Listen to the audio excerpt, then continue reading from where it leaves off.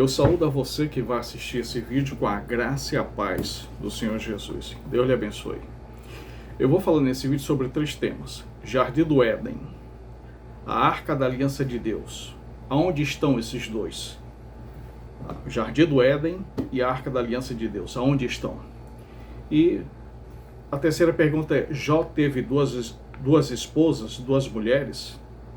Ou Jó só teve uma? Então, a partir de agora, nós vamos tratar desses 3 assuntos aí, tá bom? Que Deus possa lhe abençoar e edificar a sua vida. Primeiro vamos falar do Jardim do Éden. A terra na qual vivemos é o próprio Éden, porém agora, desde aquela época, sem o Jardim do Éden. É que Deus criou a terra, que é o Éden. Então, até mesmo os cientistas dizem que a terra deveria ser chamada planeta água, porque 2/3 é de água e apenas 1/3 que é de terra.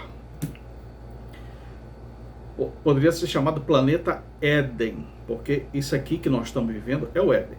Mas, planeta Terra, tudo bem, é planeta Terra, ok? A criação do jardim dentro do Éden, tá bom? Gênesis capítulo 2, versículo 8 e 9. Se você quiser assistir legendado o vídeo, é só apertar lá em cima, no canto superior direito, naquelas 2 letrinhas CC, que vai aparecer a fala por escrito, que vai facilitar na hora de anotar as referências bíblicas, tá bom? Assista de acordo com a sua conveniência, tá bom? Forte abraço. Vamos lá. Gênesis 2:8. E plantou o Senhor Deus um jardim no Éden, na direção do Oriente, e pôs nele o homem que havia formado. Do solo fez o Senhor Deus brotar toda sorte de árvores agradáveis à vista, e boas para alimento. E também a árvore da vida no meio do jardim, e a árvore do conhecimento do bem e do mal. E saía, versículo 10, e saía um rio do Éden para regar o jardim, e dali se dividia, repartindo-o em 4 braços. Versículo 15, tomou, pois, o Senhor Deus ao homem e o colocou no jardim do Éden, para o cultivar e o guardar. Então, Deus já tinha feito os animais, as plantas, os peixes, os pássaros, fez o homem e a mulher, e em especial pegou Adão e Eva, colocou nesse jardim, dentro do Éden, ok? Então, o jardim do Éden era e é o próprio paraíso. Era o lugar santo dos santos, como os púlpitos ou altares nas igrejas hoje. Era o local onde Deus falava todos os dias com Adão e Eva na viração do dia. Que era por volta de 6 da tarde. Mas Adão foi expulso do paraíso. Então, dentre muitas árvores, no meio do jardim, Deus colocou a árvore da vida e a árvore do conhecimento do bem e do mal. Ok? E Deus falava na final da tarde, falava com Adão e Eva. E era só com os 2. Então eles tinham muita intimidade com Deus, ele ouvia uma voz, era um privilégio, foi no início da criação, né? E lá nesse jardim do Éden, eles andavam nus, sem roupas, pelados. E ali, durante o dia, o sol não machucava o corpo deles. E à noite o frio também não machucava o corpo deles. Eles não sofriam com calor e nem com frio. Deitavam nus na areia, no meio das plantas, não tinha formigas para picá-los ou qualquer tipo de inseto, nada poderia incomodá-los, né? Porque não tinha nenhum tipo de animal. Nós sabemos que quando você vai para algum tipo de sítio, né? E até mesmo local de praia, tem muitos insetos. Eles não tinham essa inconveniência de insetos, de formiga, de nada. Nada fazia mal a eles. porque Deus estava com eles. Eles ainda não haviam comido do fruto da árvore do conhecimento do bem e do mal, ok? Mas a desobediência veio, né, através de Adão e Eva, e eles foram expulsos do jardim, saíram do jardim e foram ficar no Éden, que o Éden é o que nós vivemos hoje. Aliás, é como eu disse, o jardim do Éden era o paraíso, é o paraíso, ok? Quando você vai em algum lugar assim que tem uma grande visão da natureza, do mar, dos rios, dos lagos, da vegetação, nós estamos acostumados a dizer, rapaz, isso aqui é um paraíso, esse lugar que a gente está visitando. Isso aqui é um paraíso. É uma demonstração que é o jardim do Éden, que é o próprio paraíso, né? Isso aqui já não é mais um paraíso, né? Mas a semelhança do que é um paraíso. Você chegar num ambiente desse, ver o pôr do sol, né, ao entardecer, e você deslumbrar a natureza, você diz em alguns lugares que você está e vê as estrelas no céu, você diz, rapaz, esse lugar aqui é o paraíso. É como se fosse um paraíso, né? Muito bem. O homem foi expulso. Então, nós vamos passar de Gênesis capítulo 2 para Gênesis capítulo 3, versículo 8. E ouviram a voz do Senhor Deus que passeava no jardim pela viração do dia. E esconderam-se Adão e sua mulher da presença do Senhor entre as árvores do jardim. Gênesis 3, 22. Então disse o Senhor Deus, eis que o homem é como um de nós, sabendo o bem e o mal. Ora, pois para que não estenda a sua mão e tome também da árvore da vida, e coma e vive eternamente, o Senhor Deus, pois, o lançou fora do jardim do Éden, para lavrar a terra de que fora tomada. E havendo lançado fora o homem, pôs querubins ao oriente do jardim do Éden, e uma espada inflamada que andava ao redor, para guardar o caminho da árvore da vida. Então, eles pecaram, foi expulso do jardim do paraíso, né? Aquelas coisas que nós temos hoje em dia, inconveniências, que a gente não pode deitar na areia, na relva, por causa de formiga, de insetos, né? Essa inconveniência não tinha no jardim. Hoje nós temos, né? Foi expulso, o pecado entrou no mundo justamente com a maldição, né? Esse jardim do Éden vai estar na Nova Jerusalém, que Deus vai fazer, ok? Talvez como uma espécie de museu, né? O jardim do Éden é o próprio paraíso, mas ela vai estar na Nova Jerusalém, para quando as pessoas passarem pelo jardim do Éden, lá no paraíso, na Nova Jerusalém, que vai descer do céu, as pessoas, olha, isso aqui é a árvore do conhecimento, aliás, a árvore da vida.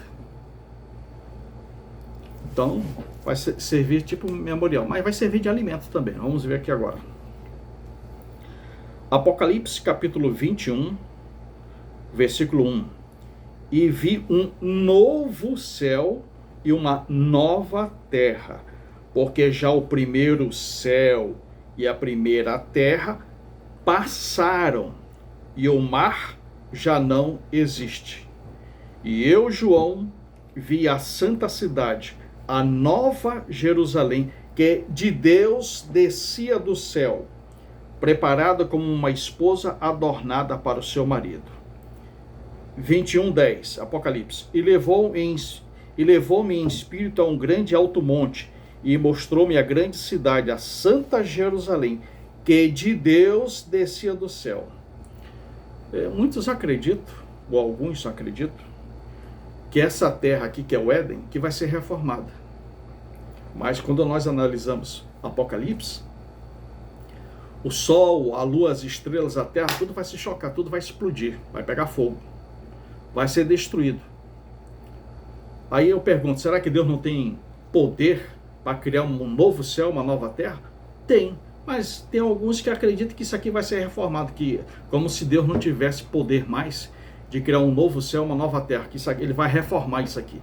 Isso aqui não vai ser reformado. Tanto é que o novo céu e a nova terra, a nova Jerusalém, vai descer do céu. Então, não tem como dizer que vai ser reformado isso aqui. Não vai ser destruído, ok? A árvore da vida está no céu, no paraíso. Vamos ver aqui. Gênesis 2:7. Quem tem ouvidos, ouça o que o Espírito diz às igrejas. Ao que vencer, dar-lhe-ei a comer da árvore da vida, que está no meio do paraíso de Deus. Então, a pergunta que eu fiz no início: onde está o jardim do Éden? Está no céu, na Nova Jerusalém. Gênesis 2:7, aqui é a resposta. Então, ela está no céu, o jardim do Éden. Quem tem ouvidos, ouça o que o Espírito Santo diz às igrejas. Ao que vencer, dar-lhe-ei a comer da árvore da vida, que está no meio do paraíso de Deus. Ok? Apocalipse 22:2. No meio da sua praça, que está falando da Nova Jerusalém, do novo céu, da nova terra. Apocalipse 22:2. No meio da sua praça, e de um e de outro lado do rio, estava a árvore da vida, que produz 12 frutos, dando seu fruto de mês em mês. Né? Como eu disse no Apocalipse 2:7, ao que vencer, dá-lhe de comer da árvore da vida. Ou seja, você vai se alimentar desse fruto da árvore da vida que está na Nova Jerusalém, novo céu, nova terra. Então, 22:2. No meio da sua praça e de um de outro lado do rio estava a árvore da vida, que produz 12 frutos, dando o seu fruto de mês em mês. E as folhas da árvore são para a saúde das nações. E ali nunca mais haverá maldição contra alguém. E nela estará o trono de Deus e do Cordeiro, e os seus servos o servirão. E é interessante que nessa Nova Jerusalém, novo céu, nova terra, Apocalipse 22 só fala da árvore da vida. E por que não fala da árvore do conhecimento do bem e do mal? Porque o homem já comeu dessa árvore do conhecimento do mal, e o mal entrou no mundo.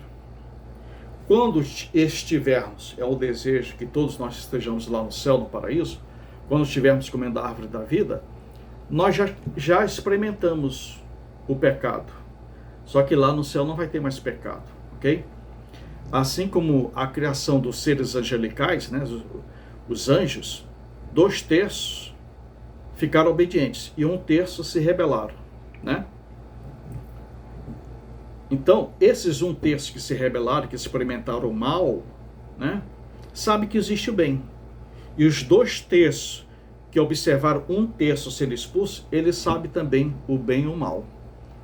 Quem não sabia era o ser humano. Ele comeu da árvore do conhecimento do bem e do mal, então já é ciente. Tanto as pessoas que vão descer para o inferno, sabe, já comeram da árvore do conhecimento do bem e do mal, só que não se arrependeram.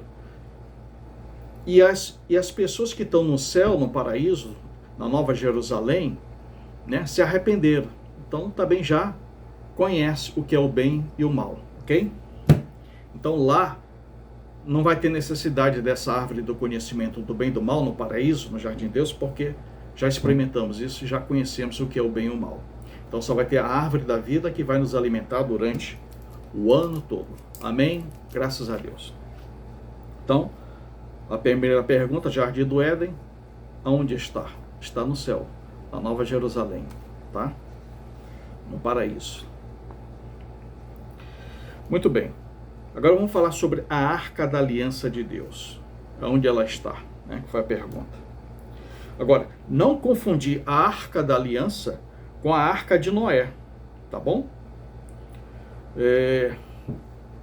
Porque todos dois são arca, e às vezes as pessoas confundem a Arca da Aliança com a Arca de Noé.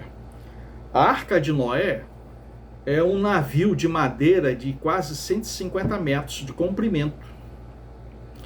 Gênesis capítulo 6, versículo 15, ela diz que é do tamanho, o comprimento desse navio de madeira de Noé, a arca, é do tamanho de 300 côvados.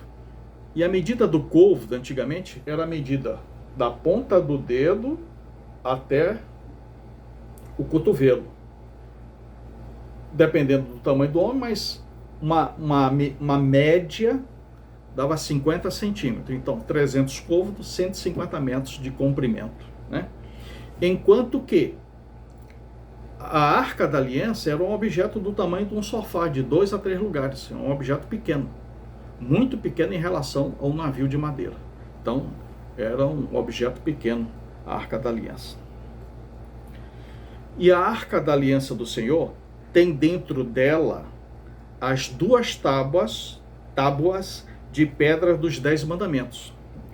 O vaso de ouro, como uma porção do maná no deserto. E a vara de Arão que floresceu. Então, dentro dessa Arca da Aliança, desse objeto, desse móvel, né, do tamanho de 2 ou 3 lugares de um sofá, estavam as 2 tábuas de pedra que continham os 10 mandamentos, de Êxodo capítulo 5, Êxodo capítulo 20 e Deuteronômio capítulo 5, as 2 tábuas dos 10 mandamentos. Tinha um vaso de ouro, né? E dentro desse vaso de ouro tinha uma porção do maná do deserto, que era aquele pão que descia todo dia de manhã, pão com mel que descia lá no deserto. E o cajado, a vara de Arão, que se tornou-se em flores, né?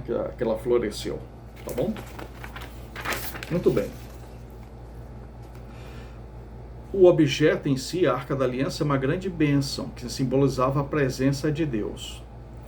Mas o ser humano com tendências idólatras, inclusive está no Êxodo, o 2º mandamento: não farás imagem de escultura, não adorarás nem encurvarás a ela.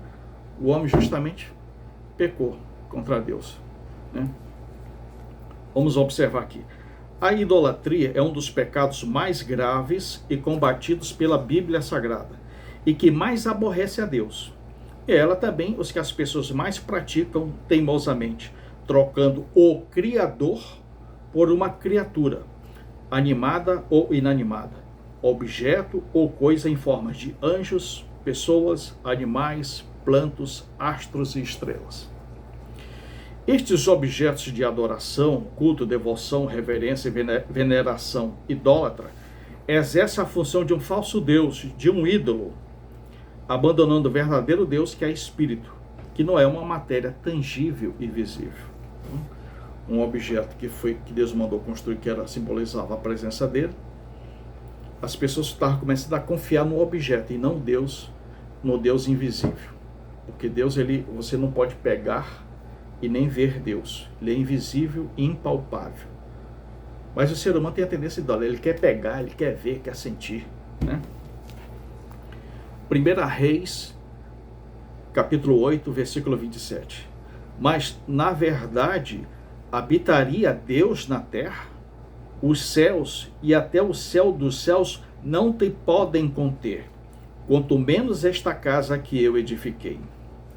Traduzindo, Jeová poderia morar no meio das criaturas humanas? Tu és tão grande que não cabes nem mesmo no céu? Como poderia este templo que eu construí ser bastante grande para isso? Aqui já se referindo à casa, né? De adoração. As pessoas também confiam mais na casa da oração do que no Deus da casa de oração. Atos capítulo 7, versículo 48. Mas o Altíssimo não habita em templos visíveis, tocáveis, palpáveis e tangíveis, feitas por mãos de homens, como diz o profeta. Então, você não pode nem mesmo adorar a casa de oração, né? Que hoje em dia a gente chama de igreja, mas que na verdade igreja somos nós, somos o templo do Espírito Santo. Aquilo lá de alvenaria ou de madeira é a casa de oração, o templo. Nem mesmo o templo você não pode adorar, né? Você tem que adorar ao Deus do templo e não o templo de Deus. João capítulo 4, versículo 23 e 24. Mas a hora vem, e agora é, em que os verdadeiros adoradores adorarão o Pai como? Em espírito e em verdade. Porque o Pai procura a tais que assim o adorem. Deus é espírito. É invisível, é intocável, impalpável e intangível. E importa que os que o adorem em espírito e em verdade. Ou seja, Deus está falando que ele é espírito. O espírito é que nem o ar que nós respiramos, né? Ou o vento. Você ouve até a voz do vento, aquele barulho, que é um sinal que vai chover, inclusive, né? Geralmente. Aí você vê o mover do espírito, né? Do vento, quando ele move as árvores, as folhas, né? Você até sente do seu corpo, mas ver e pegar, você não consegue pegar o vento, né? Então Deus é assim, é que nem um vento. Você não vê, não consegue pegar, mas você consegue sentir a presença de Deus. E como é que você consegue sentir a presença de Deus? É quando você sente uma paz no seu coração, uma paz no seu espírito que excede todo entendimento. Você sente o conforto, uma alegria, uma tranquilidade, uma confiança, ok? Deus exige exclusividade na adoração a Ele. É o segundo mandamento. Êxodo capítulo 20 e Deuteronômio capítulo 5. O Senhor não divide e não compartilha a sua glória com nada e ninguém, nem com anjos ou pessoas, nem com estátuas, imagens de esculturas, fundições, pinturas e etc. Judeus e alguns cristãos depositaram e depositam, né, hoje em dia, sua fé ou crença na Arca da Aliança do Senhor, como em outras coisas, que acabam funcionando como objetos de idolatria, como verdadeiros amuletos, mascotes e talismãs, o que deveriam esperar somente de Deus, que é espírito, que não podemos vê-lo ou tocá-lo, ok? A palavra idolatria é idolatria. Ídolo é estátua, é imagem. E latria, adoração. Idólatra. Ídolo mais latra. Ídolo, estátua, imagem. Latra é pessoa que adora. Então, é pessoa que adora através de imagens. Não sou eu que está dizendo isso. É o dicionário da língua portuguesa, é a Bíblia que está dizendo. Eu só estou transmitindo o que está na palavra de Deus, tá? Tanto é Bíblia católica ou Bíblia evangélica, ok? É a palavra de Deus, na Bíblia católica e a Bíblia evangélica, ok? Então vamos ver. Quando as pessoas colocam confiança na Arca da Aliança do Senhor, em vez de colocar confiança em Deus da Arca da Aliança. Muito bem. E em 1 Samuel, capítulo 4, vai do versículo 1 a 11, as duas batalhas, né? Revelou-se a superstição em que o povo de Israel havia caído, e imaginavam que a Arca da Aliança do Senhor, o objeto em si, haveria de salvá-los dos seus inimigos, filisteus. Na primeira batalha de Israel contra os filisteus, e aí está em 1 Samuel de 4, versículo 1 a 4, morreram cerca de 4.000 soldados de Israel mortos pelos filisteus. E os israelitas imaginavam que a derrota era pelo fato da Arca da Aliança do Senhor não estar em procissão no meio do exército deles. A segunda batalha.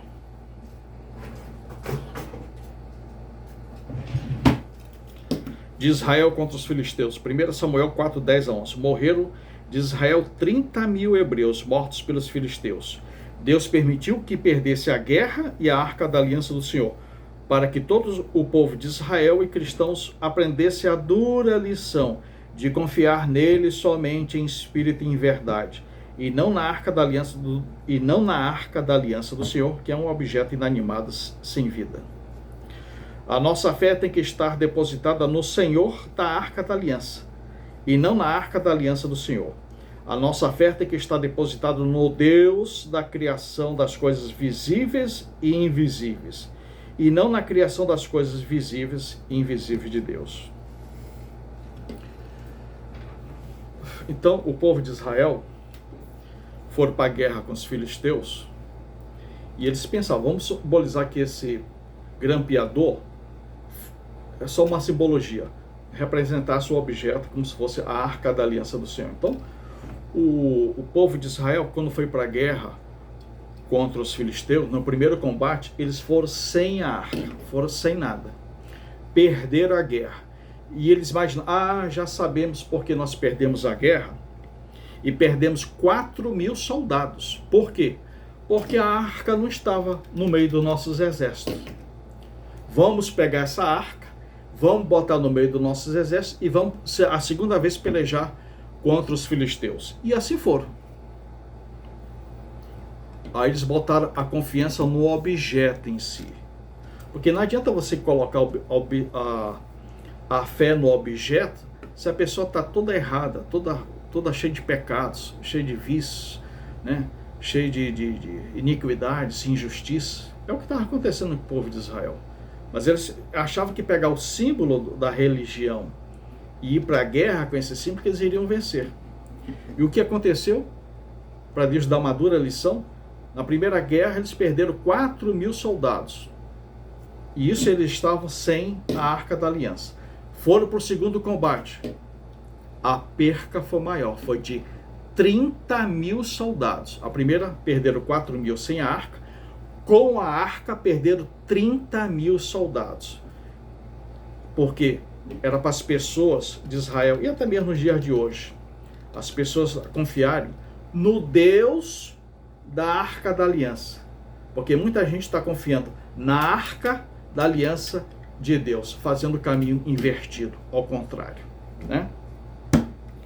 E para inibir a prática da idolatria, a Arca da Aliança do Senhor foi retirada no meio de Israel e até no meio dos cristãos, e está no céu, para evitar-se de ser o quê? Adorada, cultuada, reverenciada, venerada e idolatrada. Então, para se repetir esse erro, essa arca foi retirada dos seres humanos de Israel e dos cristãos hoje em dia. Porque as pessoas têm que ter fé no Deus da Arca da Aliança. Porque muita gente estava fazendo o caminho invertido, ao contrário. Estão depositando a sua confiança no objeto em si, na Arca da Aliança de Deus, fazendo o caminho ao contrário. Ok? Jeremias, capítulo 3, versículo 16. Naqueles dias, quando vos multiplicardes e frutificardes na terra, diz o Senhor, nunca mais se exclamará, a arca da aliança do Senhor, ela jamais lhes virá ao coração, nem dela se lembrarão, dela não sentirão falta, e não se fará outra. Eu li numa versão evangélica, agora vou ler Jeremias 3,16, na versão católica, ok? Então, quando vocês se tornarem um povo numeroso naquela terra, ninguém mais falará a respeito da Arca da Aliança. Vocês não pensarão mais na arca, nem lembrarão dela, não precisarão dela, nem farão outra. Então, tudo isso aqui é para evitar-se de ser idolatrada, adorada, reverenciada, cultuada. Então, a confirmação do Antigo Testamento está no Novo Testamento, de onde está a Arca da Aliança. Apocalipse 11:19 vai dizer onde está a Arca da Aliança. Abriu-se no céu o templo de Deus, e a arca da sua aliança foi vista no seu santuário. E houve relâmpagos, vozes e trovões, e terremoto e grande chuva de pedras. Agora eu vou usar uma versão católica. Apocalipse, capítulo 11, versículo 19. Então se abriu o templo de Deus, que está no céu, e a arca da aliança foi vista lá dentro. E a arca da aliança foi vista lá dentro. E houve relâmpagos, estrondos, trovões, um terremoto e uma forte chuva de pedra. Então, a arca da aliança, a gente vê esses programas de televisão, canais abertos, fechados. A arca da aliança está em tal lugar aqui na terra. A arca da aliança não está. Está no céu. O que existe isso aí deve ser imitação, né? Então, Jeremias já tinha falado que é para não se lembrar mais dela, e Apocalipse diz que está no céu, para evitar de ser adorada essa arca, tá bom? Está no céu. Embora que os programas de televisão, a ciência, isso aí não está mais aqui na terra. Até mesmo porque é um objeto espiritual, e a Bíblia, que é espiritual, está dizendo que está no céu. Apocalipse 11, 19, ok? Agora vamos falar sobre o terceiro tema, que é de Jó. Se Jó teve uma segunda mulher, se Jó teve uma segunda esposa, né? Muito bem. Nós sabemos que Jó recebeu os animais em dobro, né? Do que ele perdeu, ele recuperou e ainda dobrou a quantidade, ok? Jó, capítulo 1, versículo 1. Havia um homem na terra de Uz, cujo nome era Jó. E era este homem íntegro, reto e temente a Deus, e desviava-se do mal. Só um adendo aqui, parênteses. Aqui a Bíblia não está citando a esposa dele, ok? A Bíblia está dizendo que havia um homem na terra de Uz, cujo nome era Jó, e este homem era íntegro, reto e temente a Deus, e desviava-se do mal. Não fala que a mulher dele fazia isso. Jó, capítulo 1, versículo 2. E nasceram-lhe 7 filhos e 3 filhas. Capítulo 3. E o seu gado era de 7.000 ovelhas, 3.000 camelos, 500 juntas de bois e 500 jumentas. Eram também muitíssimos os servos a seu serviço, de maneira que este homem era maior do que todos do Oriente. Versículo 4.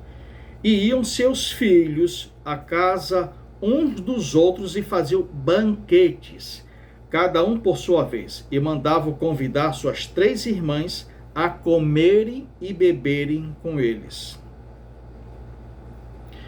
Aqui a gente já vê que o homem, né, naquela época, é o provedor, como também até hoje, mas essencialmente naquela época, o homem é o provedor. E cabia à mulher o quê? A educação dos filhos, cuidado da casa. Então, vê que a mulher aqui de Jó não era uma auxiliadora idônea, companheira idônea, porque ela não educou muito bem seus filhos, porque os seus filhos eram o tempo todo farreando, viviam em glutonarias e em bebedices, né? Eu estou só falando dessas características da mulher desde o início, para a gente poder falar depois outras coisas. Capítulo 5. Sucedia, pois, que decorrido o turno de dias de seus banquetes, enviava a Jó e o santificava, e se levantava de madrugada e oferecia holocausto segundo o número de todos eles, porque dizia Jó: porventura pecaram meus filhos e amaldiçoaram a Deus no seu coração. Assim fazia Jó continuamente. Ou seja, Jó é que tinha cuidado de oferecer sacrifícios em favor dos filhos dele, porque eles viviam em banquetes. E a mãe falhara, a esposa dele falhara, né, nesse aspecto, né? Porque para Jó pensar, porventura pecaram meus filhos e amaldiçoaram a Deus no seu coração, senão que bom testemunho eles não estavam dando. Então a mãe já não era uma auxiliadora idônea, né? E assim fazia Jó continuamente. Aqui não fala da mulher acompanhando Jó nessas orações no sacrifício, embora que não seja obrigatório, mas se ela fosse idônea, companheira, auxiliadora, embora que não fosse obrigatório, ela estaria lá junto com Jó. Muito bem. De Jó, capítulo 1, versículo 1, até Jó, capítulo 2, versículo 8, Jó perde todos os seus animais, filhos e servos. Jó, capítulo 2, versículo 9. Então sua mulher lhe disse: ainda retens a tua sinceridade? Amaldiçoa a Deus e morre. Olha só o que a mulher de Jó falou. Ela já tinha falhado por não ser uma auxiliadora idônea, estar junto com Jó em oração, em sacrifício, dando uma boa, evitando que esses filhos ficassem em farras, em glutonarias, em bebedices, e porventura até amaldiçoasse a Deus, né? Mas olha só o que aconteceu. Jó perdeu os 10 filhos, 7 homens e 3 mulheres, perdeu todos os gados, todos os animais, os empregados, ficou doente. Então disse sua mulher: ainda retens a tua sinceridade, fidelidade para com Deus? Ela já não tinha fazia tempo. Ela já não tinha fazia tempo que ela não tinha. E ainda disse mais: amaldiçoa a Deus. Olha, isso é uma blasfêmia muito grande contra Deus que essa mulher fez. Amaldiçoa a Deus e morre. Foi muita blasfêmia que ela fez contra Deus, né? Não tinha nada de intimidade com Deus. Talvez fosse até religiosa, por Jó ser um adorador a Deus, né? Justo, temente a Deus. Ela, por ser esposa, só tinha um pouco de... ela tinha religiosidade, mas não tinha comunhão com Deus. E ela disse: amaldiçoa a Deus. Ela mesma já deve ter dito amaldiçoado a Deus antes mesmo de falar isso para Jó. Jó, é como se ela tivesse dito: eu já amaldiçoei a Deus. Para que me serve um Deus desse? Amaldiçoa também tu e morre. Jó, capítulo 2, versículo 10. Porém, ele lhe disse: como fala qualquer doida, falas tu. Receberemos o bem de Deus e não receberias o mal? Receberias o mal? Em tudo isto não pecou Jó com seus lábios. Ou seja, mesmo o diabo usando a mulher dele, Jó continuou temente a Deus, fiel a Deus, né? Muito bem. A mulher de Jó não possuía a mesma fé dele. Embora não fosse obrigatória, ela não participava dos sacrifícios diários em favor dos seus filhos, e fracassara na responsabilidade de educar seus filhos, que só viviam em banquetes e festas. A mulher de Jó blasfemou de Deus e não era uma auxiliadora idônea. Gênesis capítulo 2, versículo 18 a 20. O que aconteceu com Adão, quando Deus fez as mulheres? Deus mandou Adão dar um nome aos animais, e essas auxiliadoras, mulheres que Deus tinha feito para Adão, nenhuma ajudou ele a dar um nome aos animais. Só ficaram curtindo o paraíso lá, o jardim do Éden, né? Só desfrutando das belezas, conversando na beira do rio, né? Não ajudava. O Adão ia dar o nome para o macaco. Esse bicho aqui que pula em árvores, qual o nome que eu vou dar ele? Macaco. E a esposa? Macaco. A fêmea? Macaca. Nenhuma deu uma sugestão para ele. Esse animal vai ser um boi, esse aqui vai ser uma vaca. Nenhuma ajudou, por isso que elas não eram auxiliadoras idôneas. Se Eva, que é uma auxiliadora idônea, que já foi tirada da costela de Adão, se Eva estivesse lá quando Adão estava dando nome aos animais, ela tinha ajudado, porque era uma auxiliadora idônea, competente, prestativa. Tinha ajudado a Adão a dar o nome aos animais. Mas essas primeiras aí só queriam saber de curtir. Você já viu o homem muito rico, milionário, as mulheres fúteis, às vezes, algumas delas, só querem saber de curtir, de estar em salão de beleza, comprar joias, ir em shopping, né? Comprar vestido, comprar sapato, comprar roupas, né? Joias em cima de joias, sapatos em cima de sapatos, vestidos em cima de vestidos. Era mais ou menos isso aí que aconteceu com antes de Eva, ok? Eu tenho um vídeo que fala no YouTube. Eva não foi a primeira mulher criada por Deus. Está lá. Parte 1 e parte 2. Está lá no YouTube. Só você ver lá depois conferir, ok? Jó recupera os animais em dobro. Jó, capítulo 42, versículo 10. E o Senhor virou o cativeiro, né? Mudou a situação de Jó, quando orava pelos seus amigos. Aqui você vê a importância de intercessão, você orar uns pelos outros. A Bíblia está dizendo que e o Senhor virou o cativeiro de Jó quando orava pelos seus amigos. Se ele não tivesse orado pelos seus amigos, Deus não tinha restituído o dobro de animais para ele, os filhos. Deus não tinha dado nada para ele.